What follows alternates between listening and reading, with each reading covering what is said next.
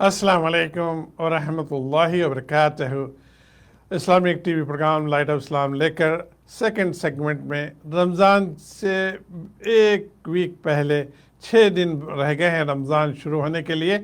وہ باتیں، وہ امپورٹنٹ باتیں جو رمضان میں مفید ہوتی ہیں، ہمیں جاننا ہے اور ریفریش کرنے کا ہے۔ آج کا ٹاپک بھی یہی ہے، ریفریش جو ہے امپورٹنٹ جو ہے انفارمیشن، وہ ہے کہ آپ روزہ، نماز اور تراویح، یہ تینیں چیزیں ہمیں اتنے امپورٹنٹ ہے۔ رمضان کے ساتھ ساتھ یہ چلتے ہیں۔ ہم جیسے ہی چاند نظر آ جاتا ہے تو ہم جو ہے مغرب کی نماز پڑھ کر چاند دیکھتے ہیں، یا اس کے بعد پھر تراویح کا ہم اہتمام کرتے ہیں۔ تراویح کی جو ہے ہم تیاری کرتے ہیں۔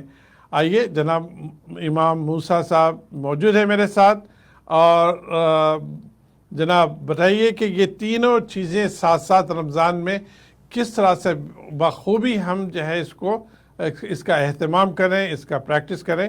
اور پہلے تو روزے کی طرف چلتے ہیں۔ روزہ جو ہے اللہ سبحانہ و تعالیٰ کا حکم ہے، فرض ہے ہم سب پر۔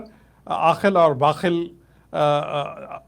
عقل رکھنے والے انسان اور جو ہے باخل بھی ہو، جو جوان ہو چکا ہو، تو اس پہ ذرا ڈسکرائب کریے شارٹ میں، اس کے بعد نیکسٹ سوال آپ سے کیا جائے گا۔ ضرور۔ روزے کے سلسلے میں جس طرح میں نے بتایا، پینڈیمک کے بعد 2-3 چیزیں ہمارے اندر تبدیلی آنا چاہیے۔ وہ یہ کہ آج کے بعد کی زندگی ہماری میننگ فل اور معنی خیز ہونا چاہیے۔ ہر وہ عمل جو کرتے ہیں جس کا مقصد ہونا چاہیے اور ایک گول سیٹ کر اس کو ریچ کرنا چاہیے۔ تو رمضان کی بابت آپ نے پوچھا، سوال کیا روزے کے سلسلے میں، تو روزہ زندگی میں ہم کئی رکھ چکے ہیں۔ کیا پھر آگے کی زندگی کے بھی روزے ایسے ہوں گے جیسے پہلے رہا کرتے تھے، یا کچھ تبدیلی ہوگی اب پینڈیمک کے بعد وہ ریئلائزیشن ہو جانا چاہیے کہ بھئی ہماری اب آگے کی زندگی سب سے بہترین زندگی ہو، تو اس رمضان کو بھی سب سے بہترین رمضان کرنا ہے، اور یہ روزہ بھی سب سے بہترین روزہ ہونا چاہیے اپنی زندگی کا۔ روزے کے 3 سٹیجز ہیں۔ ایک سٹیج وہ ہے جو اکثر سب حضرات رکھتے ہیں، وہ یہ کہ کھانے پینے سے اجتناب کریں ڈان ٹل سن سیٹ تک، اور ازدواجی تعلقات اپنے اہلیہ سے دور رہے، اپنے زوجین سے۔ اس کے علاوہ 2 اور لیول ہے جس کی طرف ہم سوچتے بھی نہیں اور نہ ہی کبھی اس سلسلے میں کوشش بھی کی، اس لیے کہ لوگ بات نہیں کرتے۔ اچھا کیا آپ نے یہ سوال کر دیا تاکہ آج آپ بات ہو رہی ہے لوگوں کے سامنے۔ وہ یہ ہے کہ کھانے پینے کے علاوہ روزے کے اور چیزیں بھی ہیں جس سے روزہ رکھنا ضروری ہوتا ہے انسان کو۔ وہ ہے آنکھوں کا روزہ، کان کا روزہ، زبان کا روزہ، ہاتھوں کا روزہ اور پیروں کا روزہ۔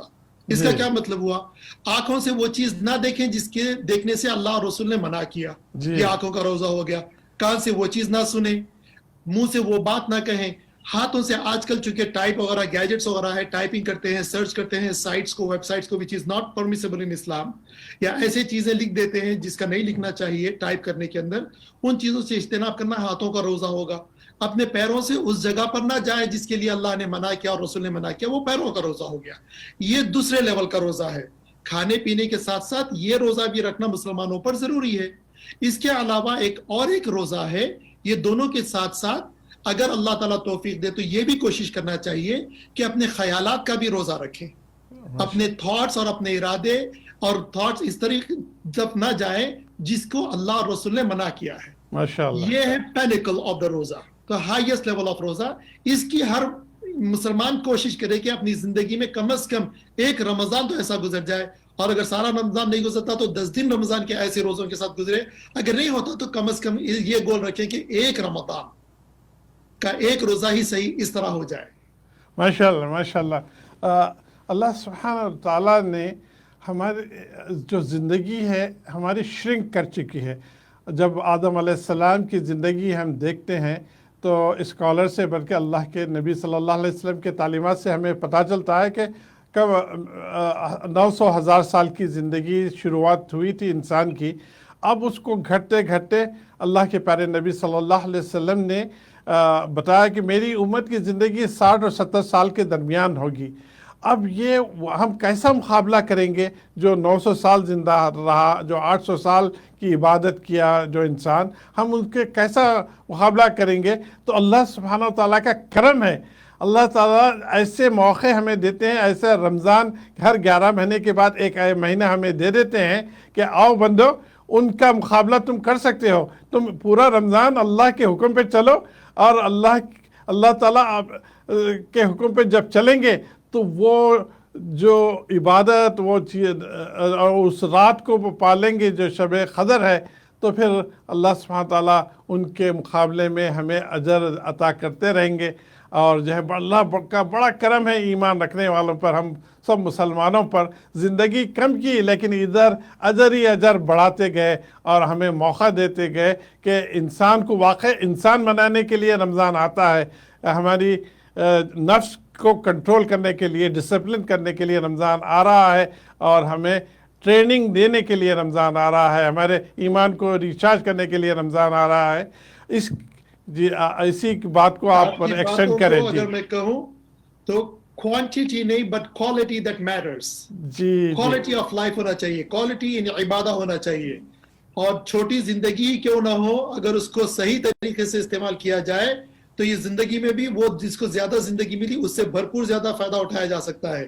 اور اس نعمت کو اللہ تعالیٰ دینے کے لیے اللہ رب العزت نے امت مسلمہ کو رمضان جیسی دولت سے نوازا ہے، اور اس رمضان کے اندر ہر کی گئی عبادت جو ایک ورڈ اگر لیٹر کہہ دے قرآن مجید کا تو اس کو 70 گنا اجر ملے گا۔ اور اس رمضان کے اندر ایک ایسی رات رکھی گئی ہے جس کا نام ہے لیلۃ القدر، اگر یہ رات اگر کوئی پالے اور عبادت کر لے تو اس کو ایسا ہی ثواب ملے گا جیسا اس نے 83 سال اللہ کی پلک جھپکنے بغیر بھی غفلت کے بغیر عبادت کی ہو۔ اس طرح کے اگر رمضان سے راتیں ہمیں مل جائے رمضان کی اپنی زندگی میں تو ہم بہت ہی آسانی کے ساتھ وہ تمام جس کو ہم سے بڑی بڑی زندگی ملی تھی آگے بڑھ سکتے ہیں، شرط یہ ہے کہ اس کا فائدہ اٹھایا جائے۔ جی ماشاءاللہ ماشاءاللہ۔ تو اسی طرح سے ہم ابھی ہمیں دیکھے ہیں کہ روزے کے جو فائدے اللہ سبحانہ تعالیٰ دیے ہیں، ہمیں تقویٰ حاصل ہوتا ہے۔ یقیناً اللہ تعالیٰ ہم سب کو تقویٰ حاصل کرنے کی والے بنے، ہمیں آسانی عطا فرمائے کہ ہمیں تقویٰ مل جائے جو اللہ تعالیٰ ہم سے چاہتے ہیں۔ اس کے علاوہ ہم دنیاوی طور پر میڈیکل پوائنٹ آف ویو سے ہم دیکھتے ہیں کہ روزے کے جو فائدے ہیں ذرا سا وہ بتائیے آپ، روزے کے جو میڈیکل فائدے ہیں۔ مقصود بھائی as a bonus that is going to come, وہ مل کر رہیں گے آپ کو، چاہے اس کی نیت کرے یا نہ کرے۔ یعنی ڈائٹ کے ورڈ سے لوگ اکثر کرتے ہیں، میں اکثر اس بات سے اجتناب کرتا ہوں تاکہ لوگوں کی نیت ڈائیورس نہ ہو جائے اور ڈیوائڈ نہ ہو جائے اس معاملے میں۔ روزہ اور ہمارے اسلام کا ہر عمل اپنی نیت کے اوپر مخصوص ہوتا ہے۔ جی اگر نیت کے اندر جتنی پاکیزگی ہوگی، یکسوئی ہوگی، اتنا اجر زیادہ ملے گا۔ جی تو جو انڈائریکٹ فائدے ہیں وہ تو مل کے رہنی ہے۔ روزے کا ایک واحد مقصد ہے، وہ یہ ہے کہ آپ کے اندر تقویٰ انسٹل ہو جائے۔ تقویٰ کا روزے کے ساتھ کیا تعلق ہے؟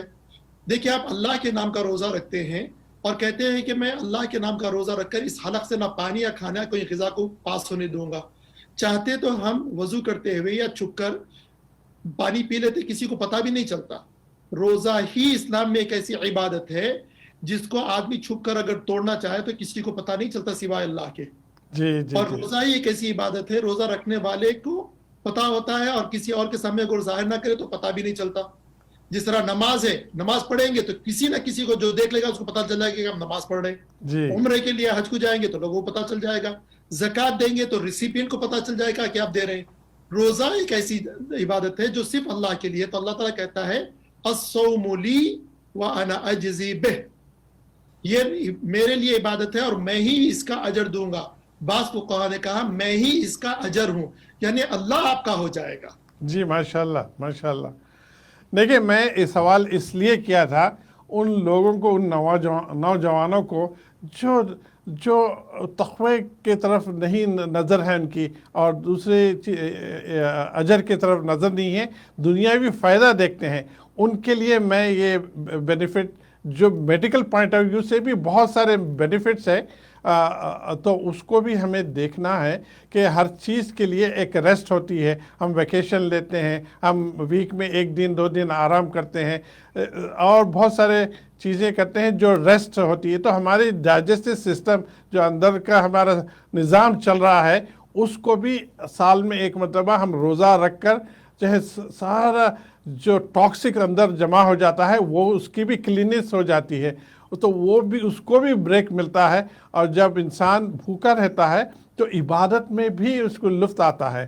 جب انسان پیٹ بھرا ہوا رہتا ہے تو عبادت کرنے کے لیے اس کو دل نہیں چاہتا. تو یہ بہت سارے لنک ہے اس سے، تو اس کو تھوڑا سا میں اجاگر کرنا چاہ رہا تھا. لیکن اچھا کیا آپ نے، اچھا کیا، اللہ آپ کو جزاک خیر دے. جس طرح آپ کو ساری لسٹ ازبر یاد ہے، اسی طرح اکثر سامعین کو بھی یہ چیزیں یاد ہے.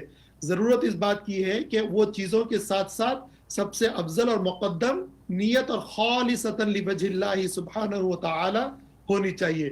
اس سے تقوی کو انسٹل کرنے کی کوشش. تقوی کیسے انسٹل ہوتا ہے پتہ ہے آپ کو؟ ہوتا یہ ہے کہ جب بھی آپ کو بھوک اور پیاس کی طلب ہوتی ہے یا کوئی ایسی چیز کہنے یا دیکھنے کی خواہش پیدا ہوتی ہے، تو اس وقت بندے کو یہ خیال ہوتا ہے کہ میں نے اللہ کے نام کا روزہ رکھا ہوا ہے اور اس روزے میں ایسی حرکت کرنے سے گریز اور اجتناب کروں گا. تو یہ بار بار کا احساس جتنی دفعہ تقاضا ہوگا پیاس کا، وہ اپنے آپ کو یہ کہہ کر کہے گا کہ نہیں میں نے وعدہ کیا ہوا ہے، اب سن سیٹ تک کا کچھ نہیں پیوں گا. یہ reinstilling and revisiting and strengthening your faith and commitment with اللہ سبحانہ و تعالی، اس طریقے سے تقوی کو، اللہ کو یاد رکھنے کی ٹریننگ دی جاتی ہے پورے رمضان کے اندر. ماشاء اللہ ماشاء اللہ، بالکل صحیح کہا آپ نے. دیکھیں جس طرح سے آپ نے شروع کیا تھا، بھوک اور پیاس کو بند کرنے کا نام روزہ نہیں ہے، بلکہ تمام اعضاء جو ہے اس کا نام روزہ ہے. اس کے ساتھ ساتھ لوگ نماز چھوڑ دیتے ہیں، روزہ تو رہ جاتے ہیں، بعض نمازیں چھوٹ جاتی ہیں. اب نماز کی طرف آتے ہیں کہ نماز کی اہمیت کیا ہے. پہلے تو 5 وقت کی نماز پر ہم پر فرض کی گئی ہے، اس کے ساتھ ساتھ دوسری چیز روزہ فرض کیا گیا. دونوں فرض چیزوں میں ہم نے نماز کو بھی اس کے لاپرواہی ہوتی ہے ہم سب سے، تو اس کو تھوڑا سا نماز کے اہمیت کے بارے میں کچھ بڑی بتائیے. بہترین بات آپ نے کر دی الحمدللہ. اللہ رب العزت نے فرمایا ان الصلاۃ کانت علی المؤمنین کتابا موقوتا، اور رسول اللہ صلی اللہ علیہ وسلم نے فرمایا بین العبد و بین الکفر ترک الصلاۃ، رواه البخاری و ابو داود. ان دونوں جگہ پر اللہ نے جو آیت میں نے آپ کے سامنے تلاوت کی، اس نے کہا کہ تمہارے اوپر نماز 5 وقت تھا پابند کی آیت کی گئی ہے اور اس کے اوپر پابندی کرنا تمہارے لیے ضروری ہے. آپ صلی اللہ علیہ وسلم نے فرمایا کہ نماز درمیان بندے مسلم اور کافر کے صرف نماز ہے، اور نماز کا مقام اسلام میں ایسا ہے جیسا جسم کے اندر سر کا ہو. انسان ایک جسم کے کسی اعضاء کے بغیر تو زندہ رہ سکتا ہے، ہاتھ کسی کا کٹ گیا ہو، پیر کسی کا کٹ گیا، زندہ رہ سکتا ہے. دیکھا ہے کبھی کسی انسان کو سر کٹنے کے بعد بھی زندہ رہے؟ نماز کا یہ مقام ہے ایک بندے کے اسلام کے اندر، ایمان کے اندر. تو نماز کسی بھی صورت میں نہیں چھوٹنی چاہیے. ہر طریقے سے ہر ممکن کوشش کریں کہ نماز کو پکڑے رہیں اور نماز پڑھتے رہیں. نماز کے بغیر دین بھی نہیں رہا.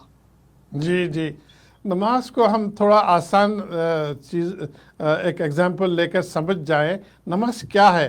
نماز تو اللہ کا حکم ہے، اللہ کا حکم ہے بجا لانا ہر مومن پر فرض ہے.